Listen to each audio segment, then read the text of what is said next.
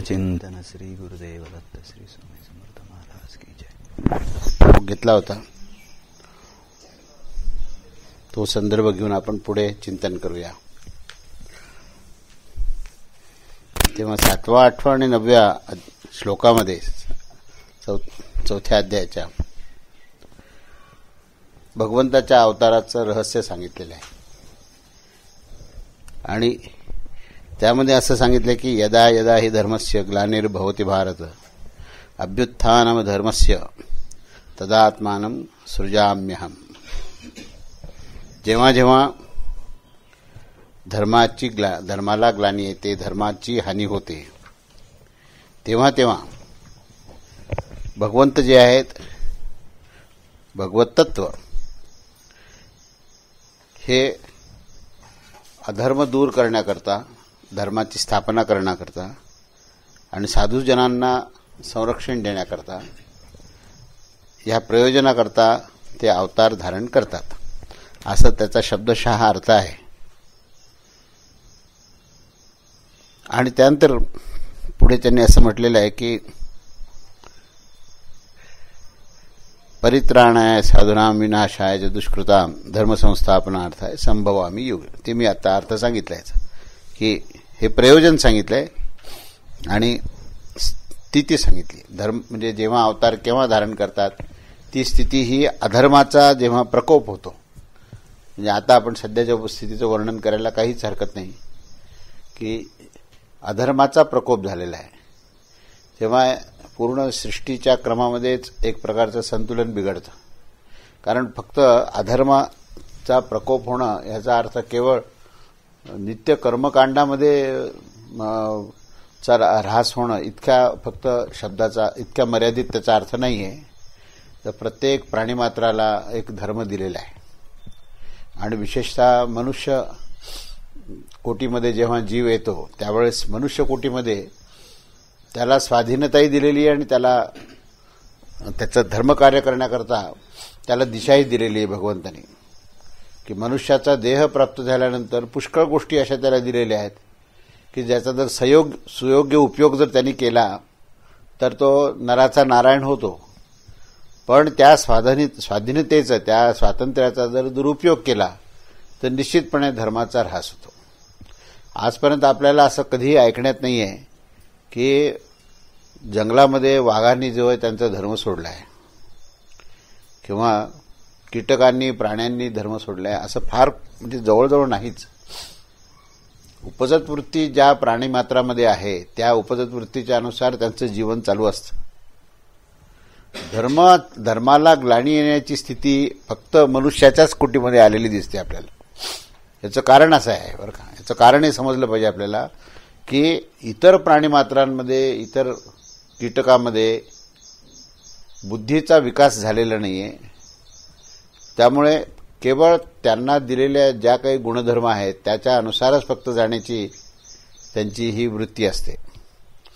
कधीही तुम्हाला त्यांनी असा आपला एक गुणधर्म बदलला आहे आणि प्राणी जे त्या आपल्या गुणधर्माच्या विपरीत एकदम कार्य करायला लागले असं आपल्याला सहसा दिसत नाही. अगदीच काही मनाचं संतुलन एखाद्या जनावराचं झालं तर गोष्ट वेगळी आहे.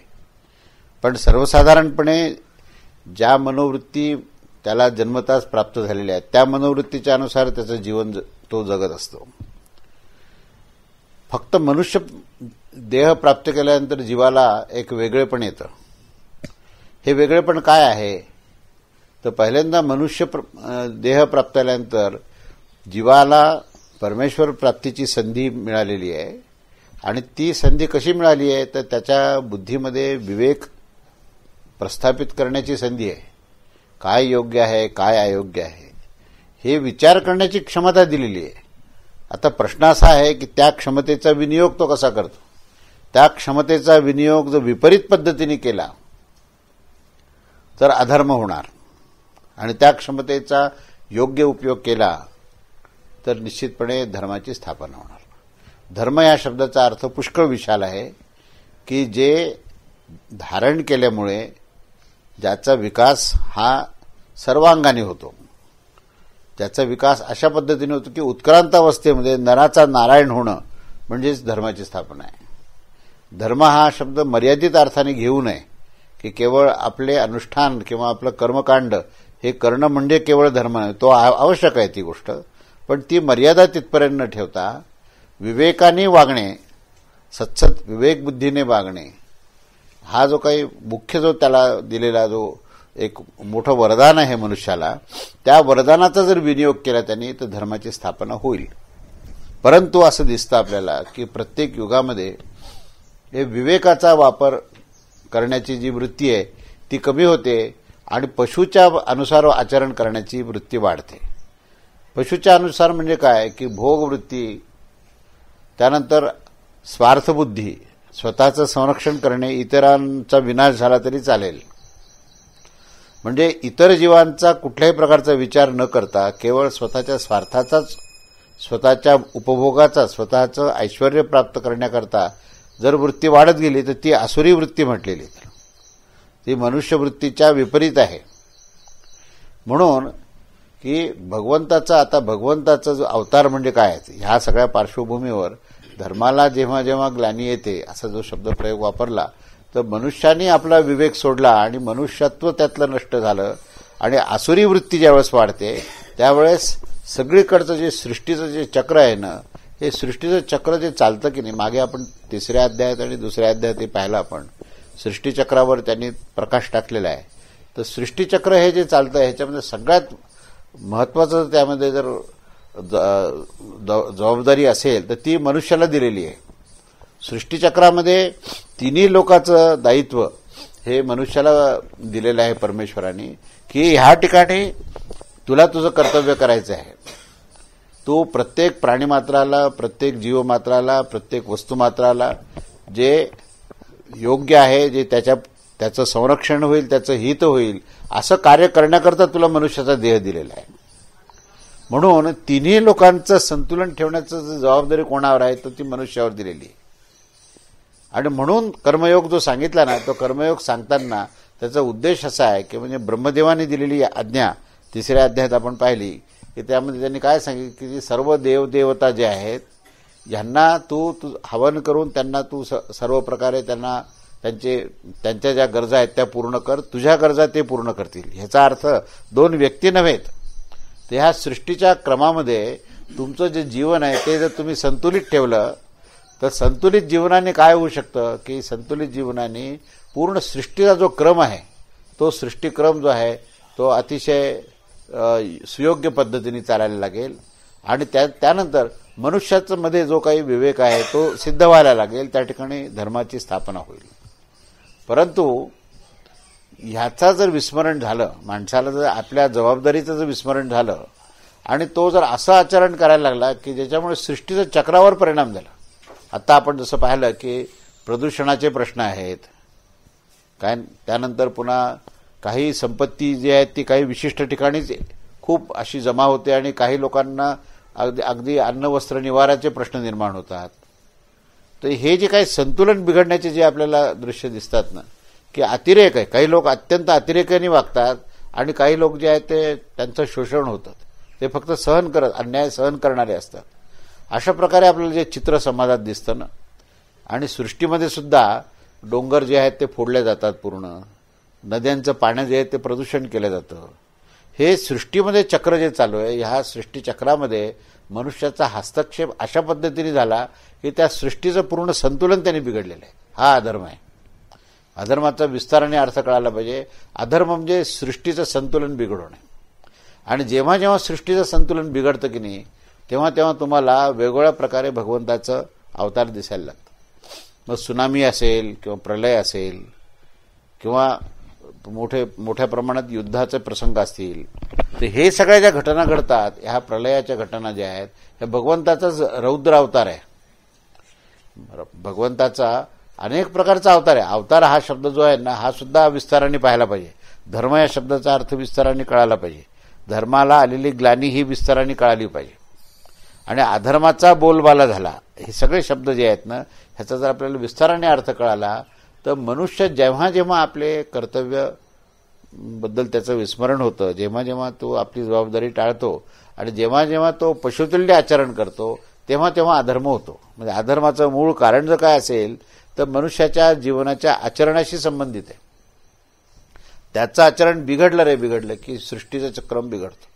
अगदी अक्षरशः पाऊस वेळेवर पडत नाही हे सुद्धा ह्याला जर कारण मीमांसा जर आपण शोधून काढली तर तुम्हाला हे लक्षात येईल की किती वृक्षतोड झाली, किती प्रमाणामध्ये प्रदूषण पसरलं, किती प्रमाणामध्ये नद्यांचे प्रवाह आपण अडवले.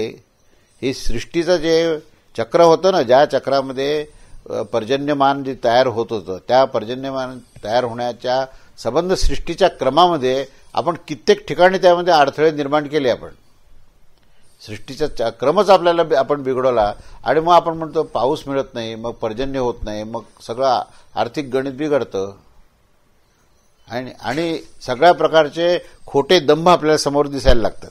जे उपाययोजना दिसतात ना हे सुद्धा दांभिकच असतात, कारण त्याच्या आधी समस्या ज्या निर्माण केल्या माणसांनी त्या सुद्धा आपल्या भोगाकरताच निर्माण केल्या, आपल्या स्वार्थाकरताच निर्माण केल्या. हा अधर्म आहे. अधर्माचा अर्थ आपल्याला असा लक्षात आला पाहिजे की आपल्याला प्राप्त असलेल्या जे काही ज्या काही जबाबदाऱ्या होत्या आणि ज्या काही क्षमता ईश्वराने दिल्या होत्या त्या क्षमतेचा आणि त्या जबाबदाऱ्यांचं विस्मरण होऊन जेव्हा मनुष्य आपल्या नित्य कर्तव्यापासून दूर होतो आणि तो केवळ भोगवृत्तीने वागतो तेव्हा धर्माचं संतुलन बिघडतं.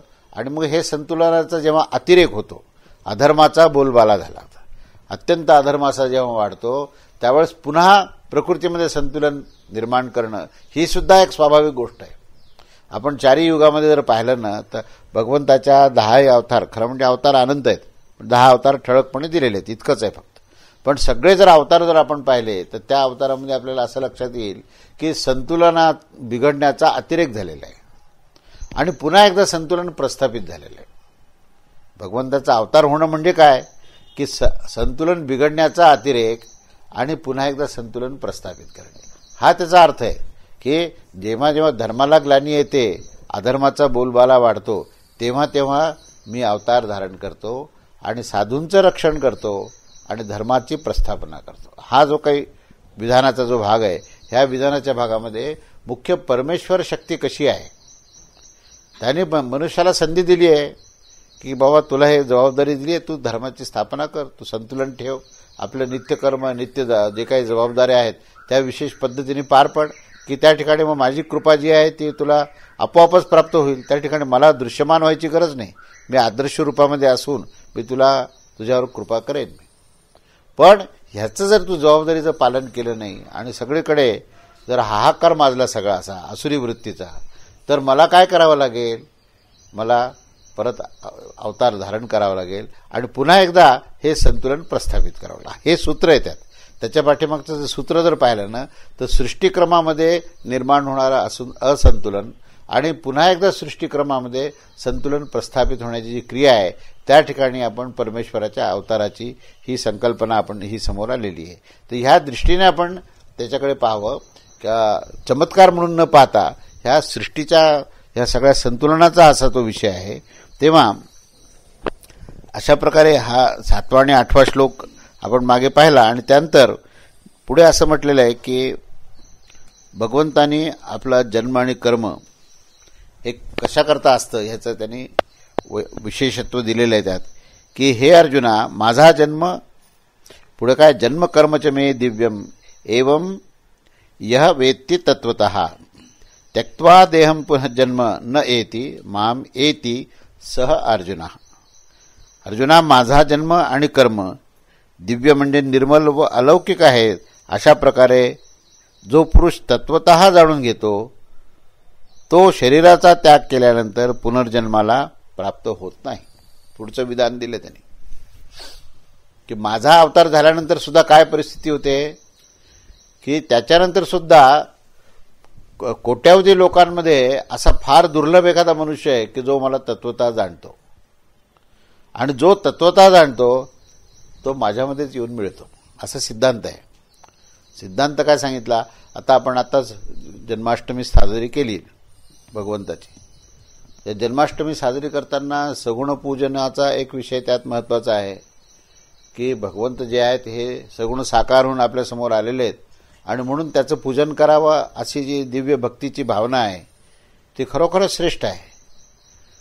परंतु ही भक्ती करत असताना जर भगवंताला एक मनुष्य म्हणून जर आपण मानत राहिलो की जसं इतर जसे माणसं आहेत त्याप्रमाणेच हा एक मनुष्य आहे आणि त्यालाही 2 हात आहेत, त्यालाही 2 पाय आहेत, आपल्यासारखाच देह त्यालाही आहे, असं जर आपण मानत गेलो तर आपली काय हानी होते आणि त्याला तत्वतः जर जाणलं तर आपल्याला काय लाभ होतो हा ह्याच्यामध्ये श्लोकामध्ये दिलेला आहे की त्याचे कर्म आणि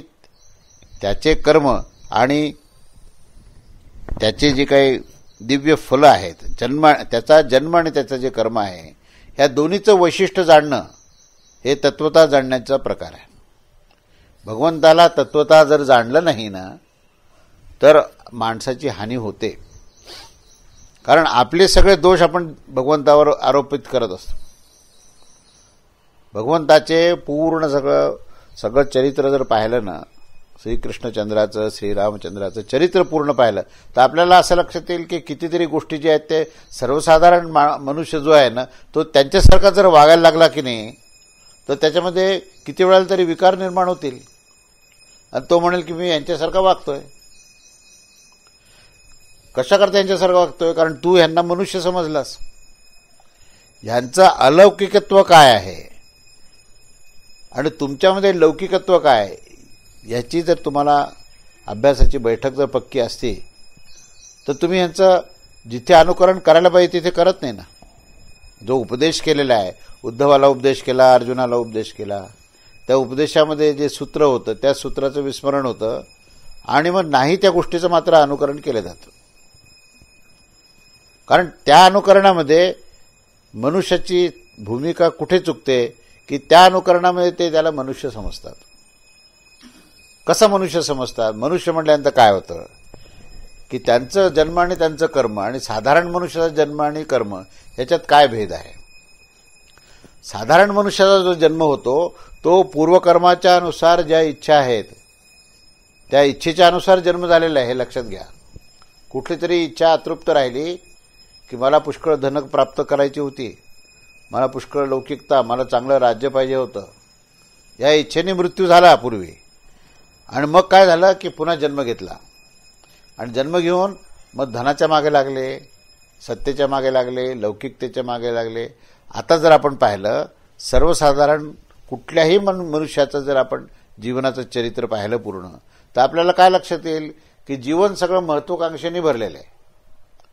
कोणताही मनुष्य घ्या तुम्ही, राजा असो का साधारण मनुष्य असो, त्याच्या जीवनाचा जर आलेख काढला तर त्याचा संबंध जो प्रयत्न आहे त्या प्रयत्नामध्ये त्याने परमेश्वराची जरी भक्ती केली असली तरीही मी म्हणतो त्या भक्तीमध्ये सुद्धा त्याने काय मागितलं की मला धनसंपदा दे, मला ऐश्वर्य दे, माझे पोराबाळांचं सगळं सुख होऊ दे.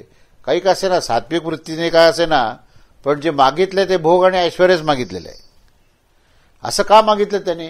कारण त्या इच्छेनेच त्याचा जन्म झालेला आहे. साधारण माणसाच्या जन्माचं रहस्य काय असेल तर पूर्वकर्म जे आहे, पूर्वकर्मामध्ये काहीतरी अतृप्त इच्छा ही बीजांशाने राहिली आणि मग त्या पूर्वी जो देह सोडला तरी ती इच्छा काही सुटत नाही. देह सुटत असतो तर ती इच्छा बीजस्वरूपामध्ये कारण देहामध्ये राहते आणि त्याचाच पुढे देहरूपात वृक्ष निर्माण होतो. देह हा वृक्ष आहे. म्हणजे झाडं बुंधा झाले, फांद्या, पानं आणि फुलं, हा म्हणजे देह आहे आणि त्या सगळ्या या झाडाचं जर बी काय असेल तर ही इच्छा हे बी आहे. त्या इच्छारूप बीजामधून हा जन्म झाला त्याचा माणसाचा आणि त्याला तो देह प्राप्त झाला तसा आणि त्या देहाच्या अनुसार ती इच्छा पूर्ण करण्याकरता पुन्हा पूर्ण जन्मभर त्याने काय केलं असेल तर भरपूर पैसा मिळावा, भरपूर ऐश्वर्य मिळावं. ह्याच्या पलीकडे काय केलं? मला जीवनाचा आलेख शोधून बघा कुठल्याही व्यक्तीचा. पूर्ण जीवन जर पाहिलं ना तर जीवनामध्ये धनसंपदा, लौकिकता, ऐश्वर्य, वस्तुसंग्रह ह्याच्या पलीकडे काहीच नाही. मग असा जर जन्माचं जर कारण असेल तुमचं तर तुम्ही भगवंताचा जन्म आणि तुमचा जन्म हा सारखा कसा काय मानू शकता? त्याच्या तुलनेने जर भगवंताच्या जन्माचा विचार केला तर तो जन्म कसा आहे? तर तो जन्म हा प्रत्येक जीवाचा उद्धार करण्याकरता, त्याला स्वतःला काहीच मिळवायचं नाही, कुठल्याही प्रकारची इच्छाच नाहीये, कारण तो जीव अवस्थाच नाही ती. जीव अवस्था म्हणजे काय? जन्म हा जीव जेव्हा घेतो तेव्हा जीवामध्ये सगळ्या ह्या तिन्ही देहाचं धारण करण्याची क्षमता नुसती नाही, तर त्या तिन्ही देहामध्ये आसक्ती आहे. ह्या तिन्ही देहामध्ये आसक्ती असल्यामुळे जीवाने देह धारण केला आहे. तेव्हा जीव जो आहे हा इच्छाप्रधान आहे, हा भोगप्रधान आहे. जीवाला जीव ह्या शब्दाची व्याख्या जर करायची झाली तर जीव कोणाला म्हणता येईल? की जो म्हणतो की माझ्या सगळ्या भोग मला मिळाले पाहिजेत, माझ्या सगळ्या इच्छा पूर्ण झाल्या पाहिजेत, मला दिव्य देह निर्माण मला मिळाला पाहिजे काय, आणि मग मी कर्तृत्व चांगलं गाजवलं पाहिजे, माझी प्रशंसा झाली पाहिजे, माझी प्रसिद्धी झाली पाहिजे, असा भाव ज्याला प्राप्त होतो ना त्याला जीव असं म्हणतात. जीवाची व्याख्या मी पुष्कळदा केली. कर्ता, भोक्ता, धर्ता आणि ज्ञाता असा तो जीव जो आहे तो जीव आपल्या इच्छा पूर्ण करण्याकरता जन्मलेला आहे. त्याच्या तुलनेने आपण जर भगवंताचा विचार केला तर भगवंताचा जन्म कशा करता झाला? तर भगवंत जे आहेत हे मुळातून जीव अवस्थेतच नाही आहेत, पहिली गोष्ट लक्षात घ्या. त्यामुळे कर्ता, भोक्ता, ज्ञाता आणि धर्ता हे चारही भाव परमेश्वरामध्ये नाही आहेत. आपल्याला भेद जर लक्षात आला ना तर आपल्याला हे कळेल की आपण अनुकरण नाही करू शकत. नाही तर काय माहितीये का की त्याचं नाही त्या गोष्टीचं अनुकरण काही वेळेला अगदी उच्च पदस्थ सुद्धा करतात. त्यांनी हे लक्षात घ्यायला पाहिजे की भगवंताचे जे स्थान आहे, भगवंताचा जो जन्म आहे तो आपल्या जन्मापेक्षा वेगळा आहे. त्यांचा जो जन्म होतो ना तो प्रेरणेने होतो.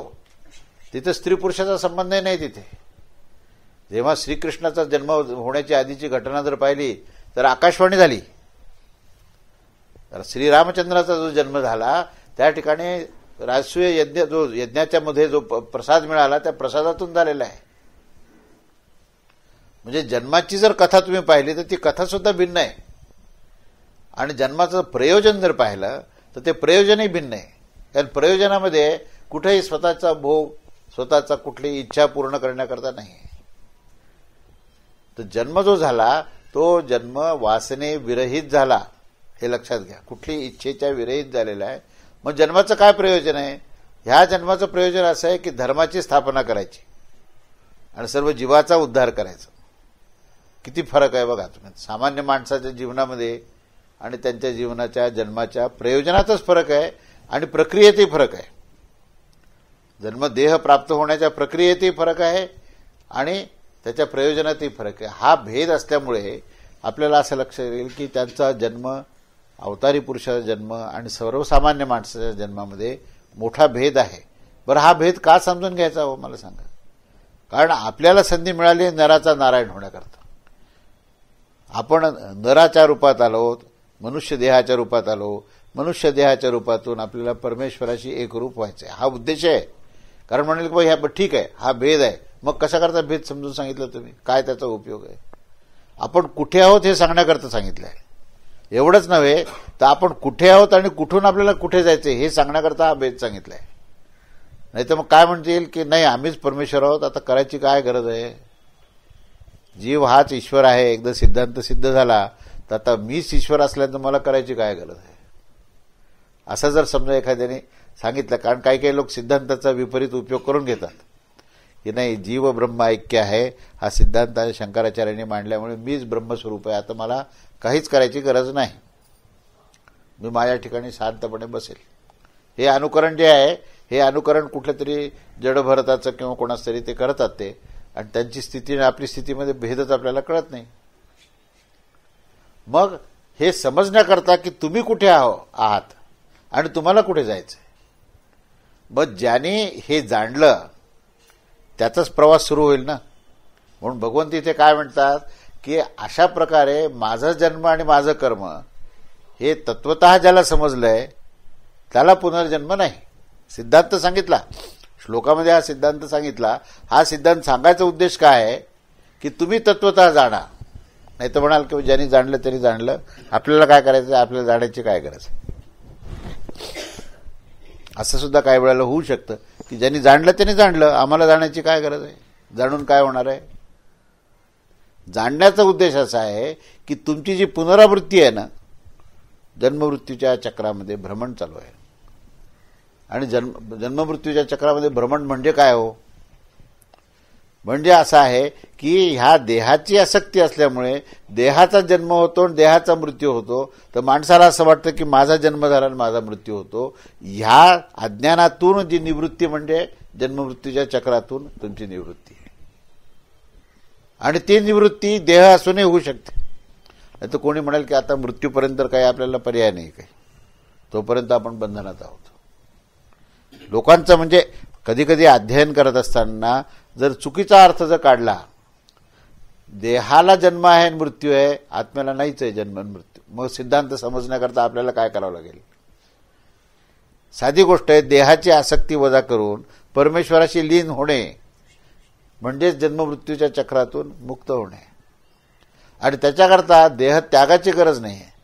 देह स्वीकारलाच नाही तर त्यागाचा काय प्रश्न येतो?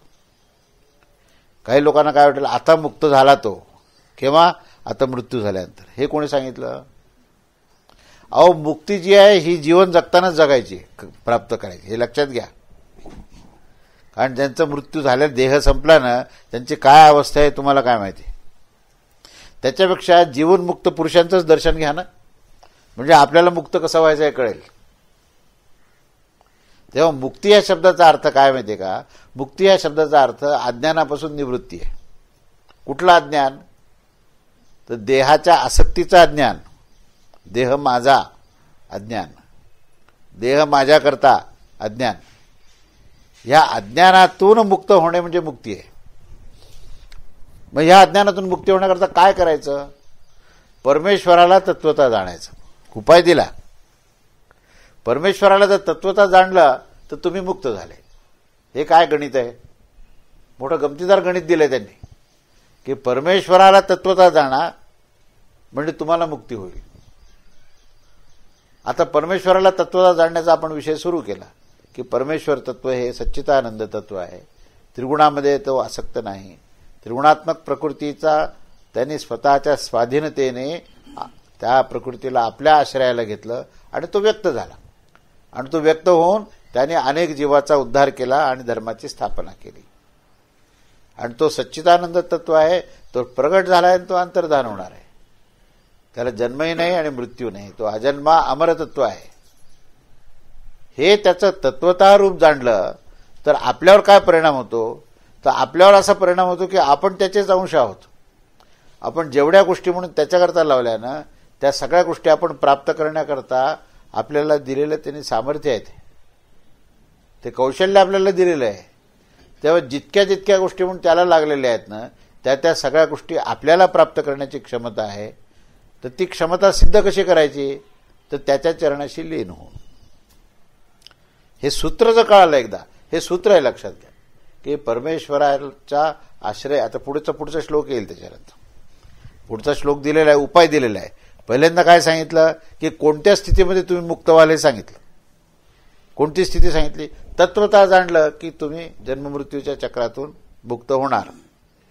मग तत्वता जाणण्याकरता काय करायचं हे पुढे 10व्या श्लोकामध्ये सांगितलेलं आहे. वितराग भयक्रोधाः मन्मयाः माम उपाश्रिताः बहवः ज्ञानतपसा पूताः मद्भावम् आगताः. वितराग भयक्रोधाः, ज्याचे राग आणि भय आणि क्रोध हे सर्व प्रकारे नष्ट झाले आहेत. मन्मयाः सगळ्यात महत्त्वाचा शब्द, जे माझ्या ठिकाणी अनन्य प्रेमाने स्थित राहिले आहेत. माम उपाश्रिताः, माझ्या आश्रयाने राहणाऱ्या. बहवा पुष्कळ भक्तांनी उपर्युक्त ज्ञानरूपी तपाने पवित्र होऊन माझे रूप प्राप्त करून घेतले होते. आता हे वर्णन आहे. मला जे स्वरूपता जे जाणतात त्यांची काय स्थिती होते, किंवा त्यांनी काय केलं म्हणजे ते माझ्या स्वरूपाला जाणतात. दोन्ही अर्थाने जरी विचार केला तर ज्यावेळेस राग भय आणि क्रोध हे तीन गोष्टी हे जेव्हा नष्ट झाले, तर राग म्हणजे आवड, आसक्ती. राग या शब्दाचा अर्थ काय? आसक्ती. जी आसक्ती, भय, भीती ही द्वैतातून निर्माण झालेली आहे. द्वैत असल्यामुळे भय आहे. तर द्वैत भाव ज्यावेळेस नष्ट होतो, भगवंताशी अखंडपणे मनुष्य अनुसंधान साधला तर त्याचं भय हे नष्ट होतं. आणि क्रोध म्हणजे अर्थातच की कामना अपूर्ती झाली नाही तर क्रोध निर्माण होतो. तर निष्काम झाल्यानंतर क्रोधाचा प्रश्न येत नाही. म्हणजे अनासक्त निष्काम होऊन जो भगवत चरणाशी लीन झाला त्याचा आपोआपच राग, भय आणि क्रोध हे तीन गोष्टी ह्या नष्ट होणार. आणि हे नष्ट होण्याकरता काय करायचंय तर मनमया, माझ्या ठिकाणी अनन्य प्रेम भावाने जे शरण गेलेले आहेत अशा सर्व अनेक भक्तांना ज्ञानरूपी तपाने पवित्र होऊन माझेच रूप प्राप्त होते. आता हे कसं आहे माहिती आहे का, की ही गोष्ट आधी काय आणि नंतर काय हा कधी कधी प्रश्न येतो की परमेश्वराला शरण गेल्यानंतर हे गोष्टी येतात का हे गोष्टी निर्माण झाल्यानंतर परमेश्वराला शरण जाऊ शकतो. असं काही वेळेला हा प्रश्न निर्माण होण्याची शक्यता आहे किंवा अनासक्त झाल्याशिवाय ईश्वराची भक्ती निर्माण होणार नाही. पण अनासक्त होण्याकरता आपल्यामध्ये योग्यताच नाही, आसक्ती तर निर्माण होते. मग काय करायचं हा प्रश्न आहे. कारण काय करायचं हे सांगितलं, पण कसं करायचं हे आपल्याला आपल्या चिंतनातून विचार करायचा विषय आहे की भय, क्रोध आणि राग ह्या तिघांचा नाश करायचा आहे आणि भगवंताला पूर्णपणे भगवंताच्या आश्रयाला जायचं, त्याच्यामध्ये त्याच्याशी प्रेमाने त्याच्या चरणाशी लीन व्हायचं. तेव्हा तो त्या आपल्या स्वरूपामध्ये तो विलीन करून घेतो. पण हे करण्याकरता जी क्षमता आहे ती क्षमता पण नाही ना आमच्यात. आम्हाला असं वाटतं तर खरं, पटलेलं तर आहे, पटणं सोपं असतं, पण आचरण आणणं अवघड असतं. पटायला काय त्याच्याबद्दल काही म्हणजे दुमत घ्यायचं कारण नाही, मान्य आहे, सगळं मान्य आहे, पण नाही जमत. पण समस्या कशी आहे, सर्वसाधारण समस्या काय असते की पटणं वेगळं आणि आचरण करणं वेगळं. तर खरा विषय याच्यामध्ये लपलेला विषय काय ते सांगतो. लपलेला विषय असं घ्यायचं, आचरण कसं करायचं. म्हणून भगवंताने थोडीशी युक्ती पण दिलेली आहे बघा. बरं काय की त्याच्यामध्ये त्यांनी सांगितलंय, पुढचा 11वा श्लोक काय सांगितला आहे, ये यथा माम प्रपद्यन्ते तान तथा एव भजामि अहम मम वर्त्म अनुवर्तन्ते मनुष्याः पार्थ सर्वशः. हे अर्जुना, जे भक्त मला ज्या प्रकारे भजतात त्याच प्रकाराने मी सुद्धा त्यांना भजतो, कारण सर्व माणसे सर्व प्रकाराने माझ्याच मार्गाचे अनुसरण करतात. आता ह्याच्यामध्ये काय आहे की अनेक प्रकारच्या इच्छा, अनेक प्रकारच्या माणसाच्या वासना, महत्वाकांक्षा अशा असतात आणि भगवंताची भक्ती पण करायची असते. आता मिश्र स्वरूप कसं आहे, मग काय कोणीतरी सांगतं की बाबा तू अमुक अमुक प्रकारच्या देवीची उपासना कर, गणपतीची उपासना कर. कशा करता करायची, कारण तुझी ही इच्छा पूर्ण होईल. आता भगवत तत्वाचा पासून दूर गेले, पूर्ण लक्ष सगळं इच्छेवर आलं आणि ती इच्छा पूर्ण करण्याकरता त्या देवतेची पूजा करायची. विषय बघा कसा झाला. भगवद्गीतेचं सगळं अभ्यास केला, सगळं केलं, पण काय नाही, मुलीचं लग्न होत नाही. त्याचं काय करायचं ते सांगा, असा प्रश्न आहे. आणि प्रश्न तर आहेच, यात काही शंका नाही. मग मुलीचं लग्न योग्य होण्याकरता काय करायचं बाबा. त्यामुळे ती भगवद्गीता थोडी बाजूला ठेव आणि तू रुक्मिणी स्वयंवराचं वाचन कर. आहे ना, विषय कसे बदलतात. पण तुम्हाला हे माहिती नाही की रुक्मिणी स्वयंवराचं वाचन करताना तिथे कृष्णच बसलेला आहे. काही लोक म्हणतात की अहो आमची मुलं जे आहेत ना ते नापासच होतात. गणेशाची पूजा करा, सरस्वती आणि गणेशाचं पूजन करायला सुरू केलं. तिथेही तोच म्हणतो की मी ब्रह्मा आहे, मी विष्णू आहे, मी महेश आहे, मी सर्व आहे, मी अवस्थाच्या पलीकडे आहे. तो त्या गणेशाचं वर्णन बघा तुम्ही काय. त्याचं जे वर्णन आहे तेच वर्णन जे आहे ते भगवान श्रीकृष्णाचं आहे. पण हे माहिती नाही. आपली कामना पूर्ण करण्याकरता मनुष्य कळत नकळतपणे भिन्न भिन्न देवतांकडे जातो आणि त्या देवतांनाही फार महत्व देत नाही, हे तुम्हाला सांगतो. बरं, देवतांकडे गेल्यानंतर त्या देवतांची तरी भक्ती असते का, तेही नसते. सगळी भक्ती असते आपली कामनापूर्तीकडे. म्हणजे श्रीकृष्ण किती योजना दूर गेला आता विचार करत. आधी भगवद्गीतेचा अभ्यास केला, त्याच्यानंतर कामना निर्माण झाली. कामना पूर्ण करण्याकरता कोणीतरी सांगितलं ह्या देवतेचा उपासना करा. त्या देवतेची उपासना करताना सुद्धा लक्ष कामनेवर गेलं. म्हणजे कामना, देवता आणि मग श्रीकृष्ण किती पलीकडे गेला. पण भगवान सांगतात काही हरकत नाही, तू गणपतीकडे गेला ना तिथे मीच आहे. म्हणजे तुझी इच्छा पूर्ण होण्याकरता मी तथास्तु म्हणणारा मीच आहे. कारण ओळखलं त्यांनी, मी इतकं जरी सांगितलं तुला की मला तत्वतः जाण, इतकं सगळं समजून सांगितलं तरी हा जाणणार नाही हे माहिती, हे जाणतो तो. तत्वतः जाण म्हणल्यावर सुद्धा हा जाणणार नाही. कारण पुन्हा याच्या संपत्तीचे प्रश्न आहेत, याच्या प्रपंचाचे प्रश्न आहेत, आणि याचं कितीही वय वाढलं तरी हे प्रश्न न सुटणारे आहेत.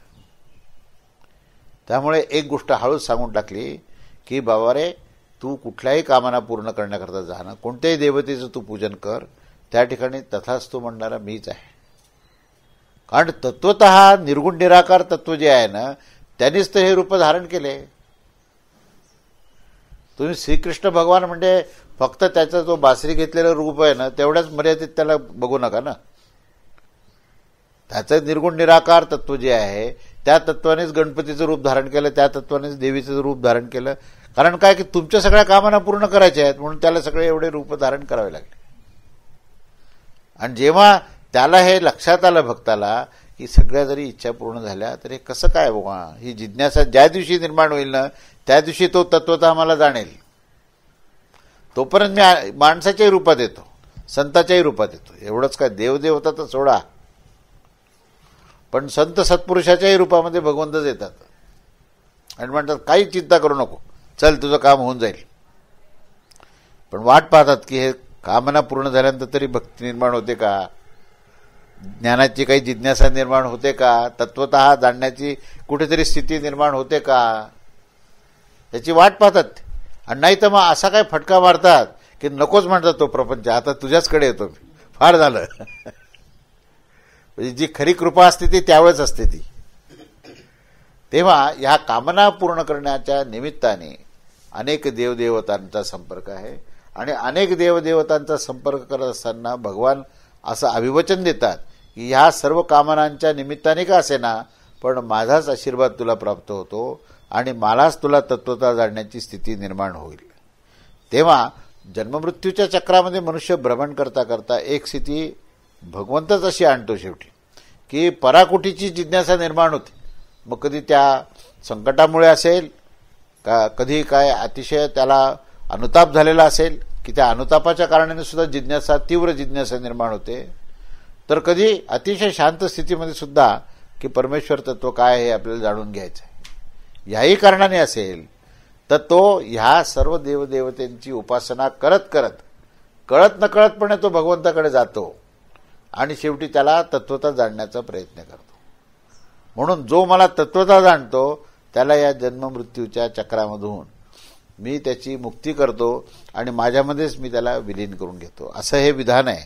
तेव्हा या विधानामध्ये आपल्याला कुठे लक्ष द्यायचं आहे मुख्य, की आपली जी दिनचर्या आहे, आपल्या ह्या दिनचर्येमध्ये आपला राग द्वेष जो जरी दूर होत नसला, जरी कामना दूर होत नसली, ही जरी वस्तुस्थिती मान्य आहे, तरी पण आपलं जे नित्यकर्म आहे ते नित्य सदाचार आणि नियमाने पहिल्यांदा सुरू करा.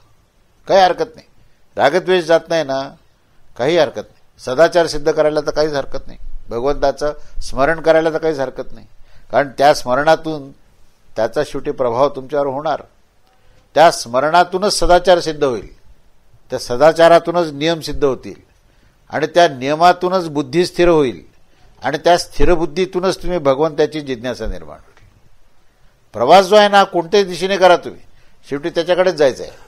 मग तुम्ही अनेक देवदेवतांची पूजन करून तुमची कामना पूर्ण करण्याचं निमित्त करा आणि बघा गंमत काय होते की मग असं काहीतरी आपण उपासना अनुष्ठान करतो आणि आपलं काम झालं की म्हणतो काय भगवंताची लीला आहे हो, खरोखरच काय श्रेष्ठ आहे भगवंत, अगदी खरोखर. आता काही नाही, मला त्याचाच जप करायचा आहे, त्याचंच फक्त भक्ती करायची. म्हणजे निमित्त जे आहे ही कामना झाली आहे, उद्देश जो आहे तर त्याची भक्ती आहे. पण हे त्यालाही कळालं नाही. तो आपल्याकडे आणून घेण्याकरता कधी प्रेमाने तर कधी संकट देऊन तर कधी जिज्ञासा निर्माण करून तर कधी अनुताप निर्माण करून भगवंत जो आहे तो वेगवेगळ्या नामरूपामध्ये व्यक्त होतो आणि तो आपल्याकडे आकर्षित करतो आणि त्याला या जीवाला सगळ्या बंधनातून मुक्त करायचं आहे. हीच ती धर्मस्थापना आहे. आणि धर्मस्थापनेचा उद्देश काय आहे की विषमतत्वातून समतत्वाकडे जाणे, असंतुलन स्थितीतून संतुलित स्थितीकडे जाणे. जीवावस्था ही विषमस्थिती आहे. जीवावस्थेमध्ये प्रकृतीला धारण केल्यामुळे प्रकृती ही विषम आहे आणि ह्या प्रकृतीची आसक्ती तुटली की तो आत्मतत्वाशी एकरूप झाला तर ती समस्थिती आहे. तेव्हा विषमस्थितीतून समस्थितीत जाणे म्हणजे धर्मसंस्थापन आहे. ह्या जीवभावातून शिवभावामध्ये जाणे म्हणजे धर्मसंस्थापन आहे. तर असा धर्म स्थापन करण्याकरता भगवंत जे आहेत हे सच्चिदानंद तत्व असूनही ते त्रिगुणात्मक प्रकृतीचा आश्रय घेतात आणि तुम्हाला असं वाटतं ते मनुष्य आहे म्हणून. पण तत्वता जर तुम्ही जाणलं आणि तो जो आहे तो सच्चिदानंदच तत्व आपल्यासमोर आहे आणि त्याचीच आपल्यावर कृपा आहे, तेव्हा आपल्याला या सगळ्या बंधनातून मुक्त होण्याकरता तोच आपल्याला आशीर्वाद देणार, तोच आपल्याला घेऊन जाणार. ही धारणा ठेवून आपला दिनक्रम हा नित्य आचरणामध्ये सदाचार ठेवून नित्य नियमात जीवन जर ठेवलं तुम्ही तर तुम्ही ह्या देहासक्तीतून कळत नकळतपणे मुक्त होता आणि बुद्धी स्थिर होऊन भगवंताच्या तत्वता जाणण्याची जिज्ञासा निर्माण होईल. जिज्ञासेतून भगवत तत्व जसं जसं तुम्हाला समजायला लागेल तसं तसं भगवत प्रेम निर्माण होईल आणि भगवत प्रेमातूनच तुम्हाला या जन्ममृत्यूच्या चक्रातून ही तुमची मुक्ती होणार. अशा प्रकारचा हा 10वा आणि 11वा श्लोक आहे. त्याचा पुढचा भाग आपण विस्ताराने पुढच्या रविवारी बघूया. अवधूत चिंतन श्री गुरुदेव दत्त. श्री स्वामी समर्थ महाराज की जय.